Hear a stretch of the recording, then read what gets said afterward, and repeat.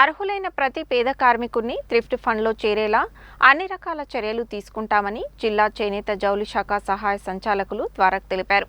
Bank వారి సహకారంతో కార్మికులు నివాసం ఉండే ప్రాంతాలలోనే క్యాంపు ఏర్పాటు చేసి ప్రతి పేద కార్మికునికి నూతన అకౌంట్లు కూడా ఇచ్చేలా చర్యలు తీసుకుంటామని చెప్పారు. అర్హులైన ప్రతి పేద నేత కార్మికుణ్ణి థ్రిఫ్ట్ ఫండ్ పథకంలో చేరేందుకు నెల రోజుల పాటు గడువు పొడిగించాలని బీఆర్ఎస్ పట్టణ అధ్యక్షుడు భువనగిరి దేవేందర్, సీనియర్ నాయకుడు రావుల శ్రీనివాస్ రెడ్డి, చెరుపల్లి జయప్రకాష్, గంజి రాజేందర్, జెల్ల శ్రీను, గంజి లక్ష్మీనారాయణ, మూఢవేణు, మిర్యాల కిరణ్ల ఆధ్వర్యంలో నల్గొండ చేనేత జౌళి శాఖ సహాయ సంచాలకులు ద్వారక్కు వినతిపత్రాన్ని అందజేశారు. ఈ మేరకు వారు మాట్లాడుతూ తెలంగాణ తొలి ముఖ్యమంత్రి కేసీఆర్ పద్మశాలి నేత కార్మికుల అభివృద్ధి కోసం ఎంతో ప్రతిష్టాత్మకంగా ప్రవేశపెట్టిన తెలంగాణ నేతన్నల అభివృద్ధి పథకమైన థ్రిఫ్ట్ ఫండ్ పథకం కొరకు దరఖాస్తు చేసుకునే గడువు నేటితో ముగిసిపోతుందని, జిల్లా వ్యాప్తంగా దాదాపు 15,000 మంది పేద నేత కార్మికుల భవిష్యత్తుని దృష్టిలో పెట్టుకుని నెల రోజుల పాటు గడువు పెంచాలని, అదేవిధంగా నూతన బ్యాంకు అకౌంట్లు తీసుకునేందుకు బ్యాంకు షరతులను తొలగించాలని కోరారు. ఇందుకు జిల్లా చేనేత జౌళి శాఖ జిల్లా సహాయక సంచాలకులు ద్వారక్ సానుకూలంగా స్పందించారని తెలిపారు. మరో 10 రోజుల పాటు గడువు పొడిగిస్తున్నట్లు చెప్పారన్నారు. పేద కార్మికుల సౌకర్యార్థం బ్యాంకు వారితో మాట్లాడి కార్మికులు నివాసం ఉండే ప్రాంతాలలోనే బ్యాంకు వారి క్యాంపు ఏర్పాటు చేస్తామని, అదేవిధంగా కార్మికుల కోసం కావాల్సిన పాన్ కార్డు కూడా బ్యాంకు వారే అందించేలా సహాయ సహకారాలు అందిస్తారని ఏడీ ద్వారక్ పేర్కొనడం పట్ల హర్షం వ్యక్తం చేశారు. మన భారత రాష్ట్ర సమితి వారు పద్మనగర్ నుంచి అందరూ కూడా నా దగ్గర రావడం జరిగింది. ఈరోజు మరి వారు కోరడం ఏమైందంటే, సార్ కొద్దిగా మాకు కూడా ఈ మీరు పెట్టిన కాల వ్యవధి కొద్దిగా పొడిగించండి సార్ కొద్దిగా, ఎందుకంటే కొంతమంది కార్మికులకు తెలియకుండా కొంతమంది పాన్ కార్డు ఇంకా లేవు సార్, కొంతమంది అకౌంట్స్ ఓపెన్ చేయలేదు సార్, దాని గురించి చేయండి సార్ అని నాకు వినతి పత్రం సమర్పించడం జరిగింది. కాబట్టి నేను సభాముఖంగా చెప్పడం ఏంటంటే, సరే వాళ్ళు ఇచ్చిన ఇప్పుడు మాకు కూడా కొన్ని రూల్స్ ఉంటాయి, మేము మా హెడ్ ఆఫీస్ ఇచ్చిన టైం లైన్స్ ఉంటాయి. సరే దానికి నేను ఒక వారం 10 రోజులు మా అంటే ఎక్కువ చేయగలను. ఈ లోపల మీరు బ్యాంకర్స్ కూడా పెట్టుకున్నారు. నేను బ్యాంక్ వాళ్ళతో కూడా మాట్లాడుతున్నా, హెచ్డిఎఫ్సి బ్యాంక్ వాళ్ళతో మాట్లాడుతున్నా. వాళ్ళందరూ కూడా అక్కడ వచ్చి వాళ్ళు అక్కడ క్యాంపు లెక్క వేసి మీకు అకౌంట్స్ ఏమైనా ఉంటే వాళ్ళు తీసుకుంటారు.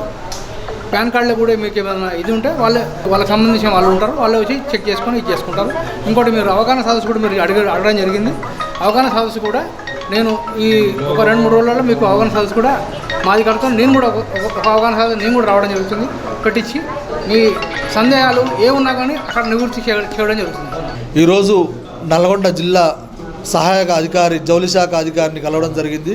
కారణం ఏమిటంటే, ఈ గత వారం 10 రోజుల క్రితం థ్రిఫ్ట్ ఫండ్ స్కీము మళ్ళీ కొనసాగించడం జరుగుతుందని నోటీసు రావడం జరిగింది. ఆ నోటీసుకు అనుగుణంగా ఏడీ ఆఫీసు నుంచి సరైన మార్గదర్శకాలు వచ్చినప్పటికీ అవి కార్మికుని దాకా కూడా పోకపోవడం వల్ల కొంతమంది చదువురాని కార్మికులు, అవగాహన లేని కార్మికులు అయోమయానికి గురవడం వల్ల మధ్యంతర ఏజెంట్ల ద్వారా కానీ బ్రోకర్ల ద్వారా కానీ వాళ్ళు డబ్బులు ఇచ్చి అనవసరంగా వృధా చేసుకుంటున్నారు సమయాన్ని, డబ్బుని అని చెప్పి మేము భారత రాష్ట్ర సమితి తరఫున ఏడీ గారిని ఒక వినతి పత్రం ఇచ్చి కోరడం జరిగింది. ఏంటంటే, ఏడీ అధికారులు పౌరుల కార్మికుల దగ్గరికి, పౌరుల వ్యవస్థ దగ్గరికే వచ్చి ఒక అవగాహన సదస్సు ద్వారా కానీ లేకపోతే కార్మికుల దగ్గరికి, కంపెనీల దగ్గరికి వచ్చి ఆ యొక్క సమస్యలు అంటే థ్రిఫ్ట్ ఫండ్ స్కీమ్ ఫారం ఎలా నింపాలి, జయా ట్యాగ్ నెంబర్ ఎలా పొందాలి, బ్యాంక్ అకౌంట్ ఏ బ్యాంక్ అకౌంట్ ఎలా వేయాలి అనే విషయాలన్నిటి కూడా కూలసకంగా డైరెక్ట్ అధికారులే కార్మికులకు చెప్పడం ద్వారా ఎటువంటి మధ్యంతర బ్రోకర్లు, ఏజెంట్ల వ్యవస్థ లేకుండా కార్మికులకే స్వయంగా ఇవన్నీ చేరుతాయి. తర్వాత వాళ్ళకు కూడా ఒక అవగాహన వస్తుంది. తద్వారా కార్మికులే దీని అందరినీ కూడా పొందుపరుచుకొని ఈ స్కీమ్ని లబ్ధి పొందుతారనే విషయాన్ని ఏడీ గారి దృష్టికి తీసుకుపోవడం జరిగింది. వారు కూడా సానుకూలంగా స్పందించి ఈ రోజు వరకే ఉన్నటువంటి స్కీమ్ని పొడిగిస్తానని వారు కూడా చెప్పడం జరిగింది. కావున కార్మికులందరూ కూడా ఈ మధ్యంతర బ్రోకర్లని, ఏజెంట్లని ఎవరు లేరు, వ్యవస్థ లేదు. మళ్ళీ వాళ్ళని నమ్మకుండా డైరెక్ట్ ఏడీ ఆఫీస్ వాళ్ళే మన కాడికి వస్తున్నారు. కాబట్టి ఏడీ ఆఫీస్ వాళ్ళు వచ్చినప్పుడు వారి దగ్గరికి వెళ్ళి మీ యొక్క డౌట్లను క్లియర్ చేసుకొని ఆ యొక్క థ్రిఫ్ట్ ఫండ్ స్కీమ్కి సంబంధించిన ఫారం పూర్తిగా ఫిలప్ చేసి బ్యాంక్ అకౌంట్ కావచ్చు, జియో ట్యాగ్ నెంబర్ కావచ్చు పూర్తిగా వేసి మీరే సొంతంగా ఆ అప్లికేషన్ని ఏడీ ఆఫీస్కి ఇచ్చినట్లయితే అది ఖచ్చితంగా అది రాష్ట్ర ప్రభుత్వానికి చేరుతుంది కావచ్చున కార్మికులు గమనించి ఈ యొక్క అవకాశాన్ని ఉపయోగించుకొని ఏడీ ఆఫీస్ ద్వారా మనం ఈ యొక్క అవకాశాన్ని పొందుకోవాలని కోరుతున్నాం. కార్మికుడు జమ చేసిన అమౌంట్, అదేవిధంగా ప్రభుత్వం కూడా మగ్గం కార్మికులకైతే డబ్బులు, అదేవిధంగా పౌర్లం కార్మికులకి సింగిల్గా మరి అమౌంట్ని మరి డిపాజిట్ చేస్తున్నటువంటి క్రమంలో మరి దరఖాస్తు చేసుకున్నటువంటి ప్రక్రియలో భాగంగా మరి 19వ తారీఖు వరకు చివరి తేదీ పెట్టడం జరిగింది.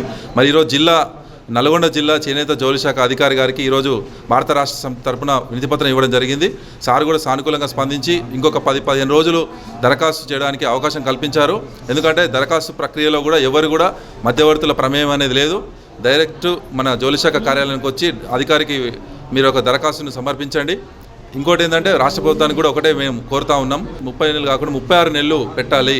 అదేవిధంగా ఎటువంటి షరతులు లేకుండా ఎన్ని మరమగ్గాలు ఉంటే అన్ని మరమగ్గాలకు ఈ యొక్క స్కీమ్ను సంబంధించి కార్మికునికి వర్తింపజేసే విధంగా అన్నిటికీ జియో ట్యాగింగ్ చేసి అందరి కార్మికులకి మరియు అనుబంధ కార్మికులకు కూడా ఈ యొక్క పథకాన్ని వర్తింపజేయాలి.